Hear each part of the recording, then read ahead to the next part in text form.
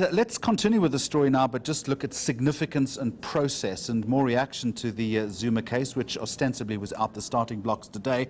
We're joined by a person who's been very vocal on this entire issue, joining us via Skype from Corruption Watch. David Lewis, good afternoon to you and welcome. First of all, in corruption terms in this country, maybe tell us just how big and how significant this case is right now and how it could be in terms of going forward. Hi, Jeremy. Well, you know, I think it's huge for two reasons. The one is because it's central to the allegations.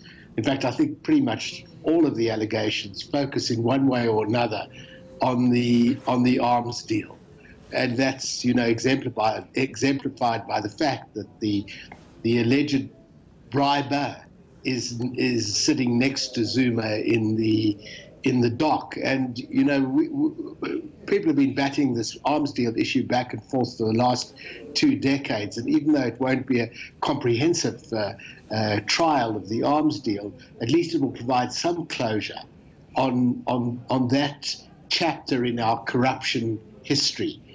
The second is because, you know, the president in the dock, or the former president in the dock, will, I hope, say to those who believe at any point in time that they have absolute impunity, that what comes around goes around, and you know, eventually, you know, one might run out of track on the impunity front. And I think that's a very important signal to send to anybody who may contemplate the notion that they're invulnerable. You know, I think it does go around to establishing that nobody is completely invulnerable. David, there's also another dynamic to this, surely. It's taken an interminably long time to get here. It also says that the wheels of justice grind very slowly, but eventually some form of destination is reached. Sure, you know, and I think that's what, you know, my point about the impunity issue is that they do grind slowly, but they grind inexorably. And particularly if there is a strong body of opinion or keeping the issue alive. And the arms deal is an issue that has been kept alive. Zuma's alleged malfeasance on a range of fronts has been kept alive. And those two things have come together, and the wheels of justice have caught up with them, and they're now grinding. And I think it's going to take, as your last caller but one, you know, outlined, it's going to take a while yet, but they do get there.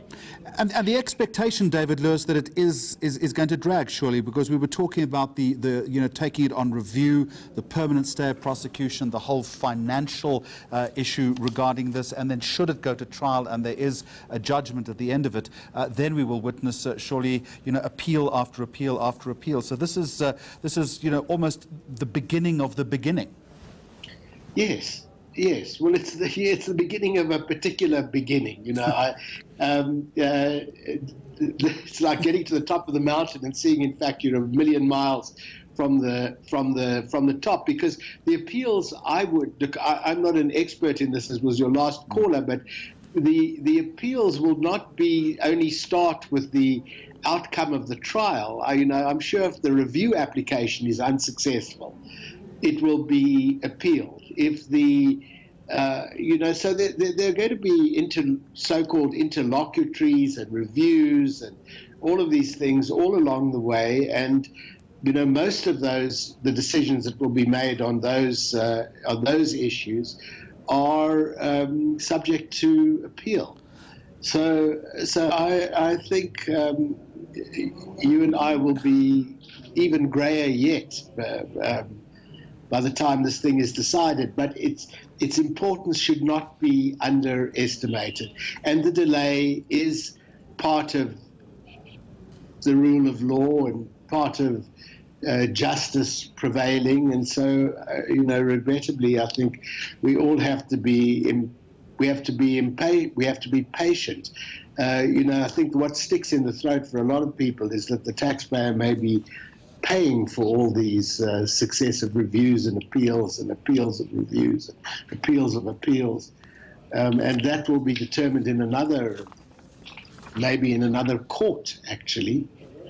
It will be determined in another court, so that might be appealed as well. All right. David Lewis, I'm going to leave it there from a Corruption Watch. And just in answer to the one point you raised, I'm not sure how much grayer you and I can get, but perhaps that's the conversation we can save for another day. From Corruption Watch, David Lewis.